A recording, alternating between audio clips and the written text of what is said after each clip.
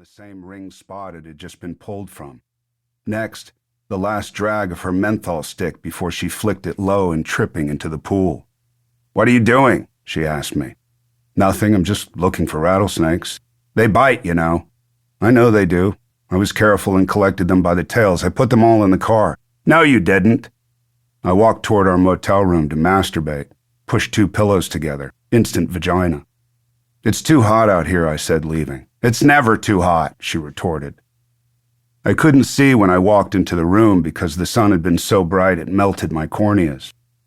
I sat on the bed while the swamp cooler above me spit and clanked. Sweating, I grabbed the 2 pillows on the bed and stood up to go to the bathroom when I heard the door close. "Mom?" And then the sound of retching. "Are you okay?" More retching. "I have heat stroke." More retching. "Can I go get somebody?" "No, I just have to wait it out." "You should lay out. You haven't gotten any sun." "You're throwing up because you laid out. Why the fuck would you want me to?" "Don't curse." "Sorry." "Go get me my Dr. Pepper. The ice is going to melt out there. Better yet, go to the lobby and fill it with more ice." "Okay." She didn't die that day. If she had, I might have skirted all the trauma yet to come. But instead, she went right back out there and self-sautéed to crisp for another hour and lived and lived and lived until she was good and ready to go. But that's for later. That night, we went to the bubble-glass, multicolored lobby bar. The retired couple with the motorhome passing through on their 4th margaritas, the bushy-bearded truck driver who knew a few of the other truckers we had just seen off I-10 at some linoleum cafe with the dusty 5-acre parking lot's one blue-green street lamp hanging like a UFO in the air, and the cook in the back, a lanky 28-year-old, who didn't know that he was her prey for the evening. She showed him how to better stir the sauce. She made him hold his hand over hers as they flipped a dish in a pan. She asked him who his favorite country western singers were, and if he'd ever been to a proper rodeo. He was toast as far as I was concerned.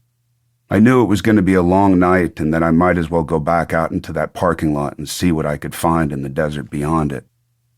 Parents are the bones we cut our teeth on, but they never talk about the parents' own teeth. They never talk about the bite that you learn to see coming. I dreamed about her last night, and I awoke happy, but sweating.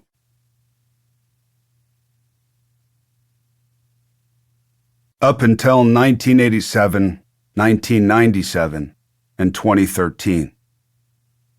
I was born to drink. I was birthed to drink. My mother drank exactly like I did, and I was raised to be a man and drink like the male equivalent of my mother. There was no talk of the spiritual nature of things, no talk of God.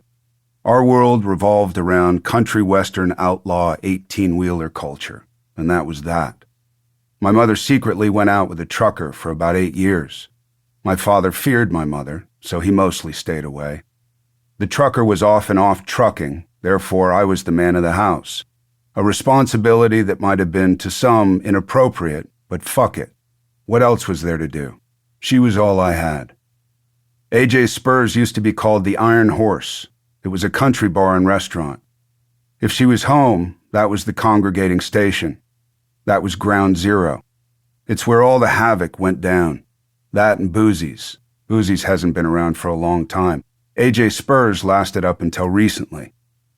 The biggest cowboys and truckers would drink in there, and my mother and I would be off on the side watching, she in her frayed jean jacket and permed blonde hair, and me in my Levi's and shit kickers.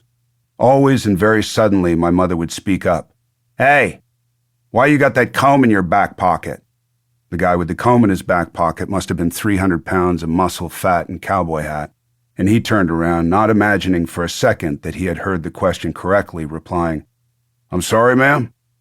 She went for it again. "You heard me. That comb in your back pocket. It looks faggy." What the fuck is happening? I put on a face, tough, but inside I was shitting my pants. We are dead. I'm 8 or 9 at this point, and that's it. We're done. Before I knew it, they'd be buying her the free Calypso coffees she'd asked for. Light rum, Tia Maria, coffee with a little whipped cream on top.